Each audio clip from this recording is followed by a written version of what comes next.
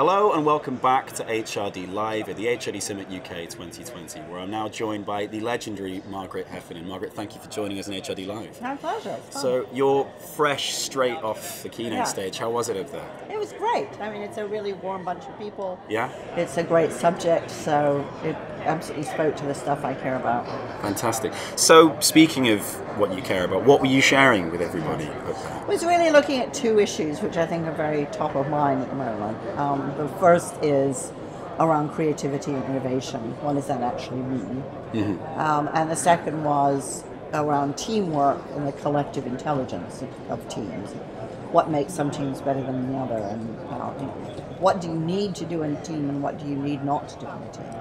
So what makes great teamwork then that way? How do you build this kind of collective intelligence? If I was a business leader really wanting to get that started and thinking I haven't the faintest idea, how does that come together? It's a bunch of things, and I think it's, some of it's quite surprising. It is absolutely not a function of IQ. Great teams are not the smartest guys in the room, as the saying goes. It's about people who care about each other, who pay attention to each other, who listen to each other, and who are very different from each other. So they're each bringing a different perspective, a different attitude, a different mindset, different knowledge to the problem. And the best teams stick together for a long time, so they get really safe with each other and can learn to play to each other's strengths.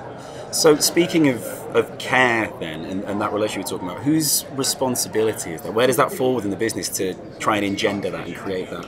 Well, I think it's pretty much everybody's job, to be honest. I mean, obviously it tends to fall into the lap of HR. But I think, what makes HR so challenging is that it's both about kind of putting people together in teams, but it's also about creating a culture in which teams can thrive. And that's both, I think, an HR and leadership function. But I also feel quite strongly it's the function of every employee to think about, how do I become a better team member? How can I add more to my team? The great teams don't have any passengers, right? Right. They don't have dominant voices. They do their best when everybody's doing their best. Of course. So I think every team member has a responsibility to the team to bring the best of themselves. Right. Do you think that's a cultural issue in business? Do you think some cultures, some businesses might struggle with that because it's not in their values to have that kind of relationship? I don't think it's about values. I think that if you really want creativity and innovation, and I'm not persuaded every company does, right? You have to give people a lot of freedom and trust. Right. And I think this is one reason why companies find it difficult, because they're accustomed to control, right? Right, of course. They want to use tools of scientific management to make sure that everybody does exactly what they're told. But the thing is, if you want creativity, you want to make something nobody's ever seen before. You don't know how to make it. So you can't schedule it. You can't break it into job descriptions and KPIs and targets. You have to trust people to figure it out for themselves.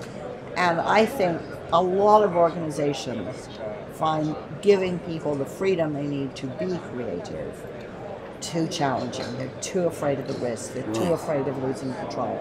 And the consequence is they talk a lot about creativity, but they don't foster it.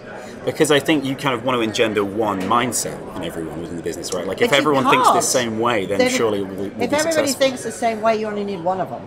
Right, exactly. Right? There's just so one person. If everybody thinks the same, what is the point of having a team? Of course. Fantastic. So, lastly, 2020, start of a new decade, exciting stuff. For those of us who aren't lucky enough to be here today to watch you speak, what would be your number one tip, maybe, if you could think of just one, to start getting that creativity going in their organizations, to change that mindset? What would be your tip to those people watching? Think about all the rules and regs and bureaucracy that inhibit creativity. I mean, the least you can do to begin with is take the roadblocks out of the system, out of people's minds, and see what happens. Wonderful. Margaret, thank you so much for joining us at HRD Live. It's been fantastic. And stay tuned, guys. We'll have more coming very soon.